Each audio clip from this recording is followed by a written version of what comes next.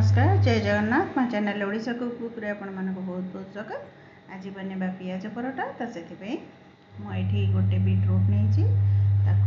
भलसे ऊपर चोपा छड़े नहीं चोपा छड़े नेला भलसे धोई नहीं धोई नेला तार ये पछ पार्टा को काटी नहीं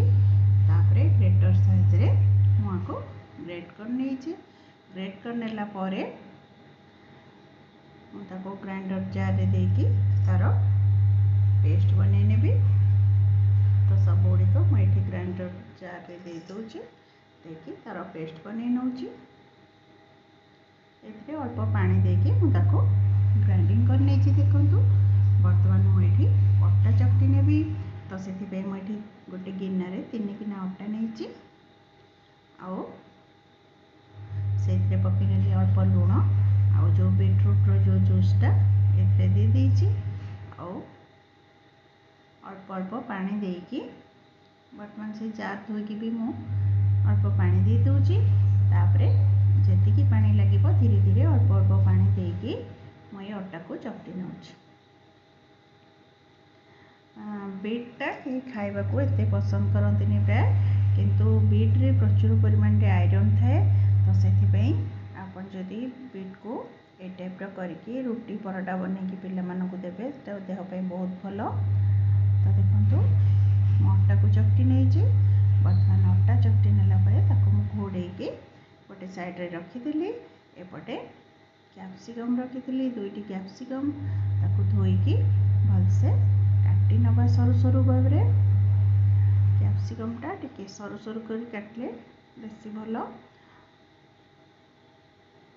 कैप्सिकम काटिकी मुझे गोटे कंसारे बाहर कर नौची आउ पियाज को मध्य से टाइप सर सरू काटी नेबी। जेहेतु मोर ये अटा अधिक चकटी तो से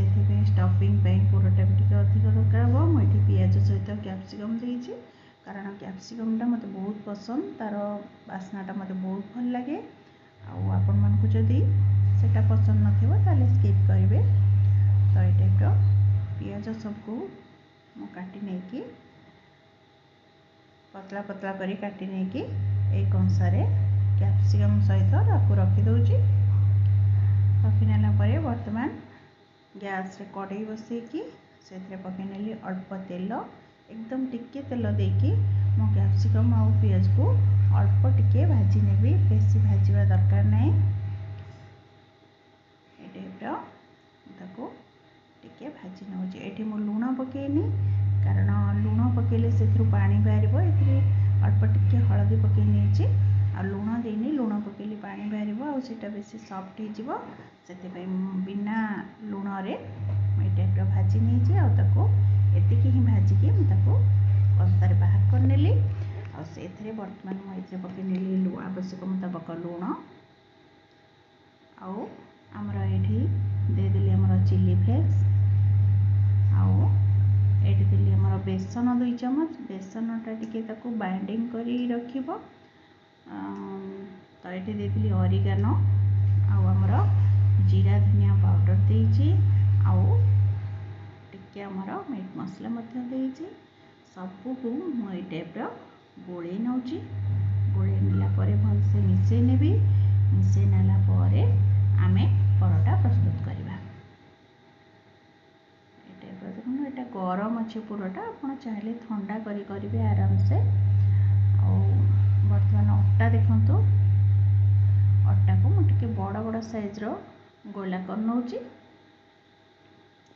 जेहेतु ता भितरे स्टफिंगटा पशिबो तो टिके बड़ गोला नहेले सेटा बेलिले बेले फाटी बाहरी जीवता पुरटा मुझे गोला को अटा देकी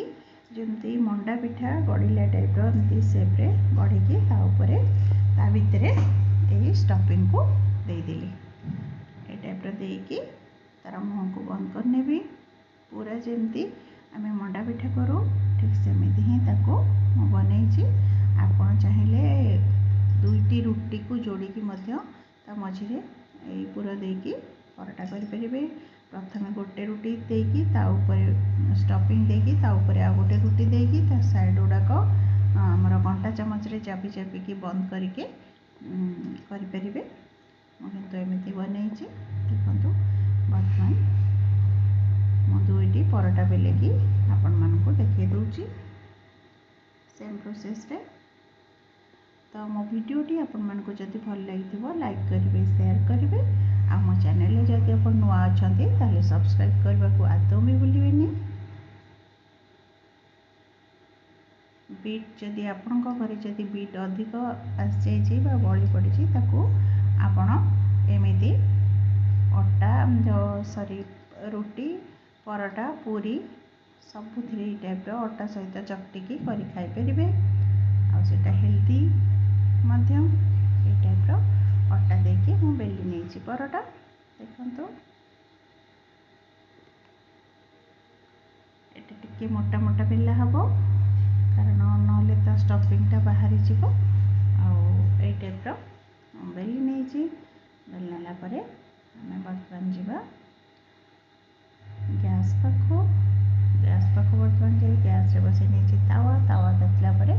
मुझे परोटा को पकईकी ये टाइप प्रथम सेकी नेबी भलसे दुई साइड भल से सेकी है आम घी बा तेल जहाँ दबा कारण सेकी नहला न सीझिला आम जब देदेबा तेल कि घी से भलसे सीझबनी भल हेनी एते तो से दुई साइडटा भलसे सेकी नौची टिके सेकी नाला मुझे मु घी देके परोटा बनई आपन चाहिए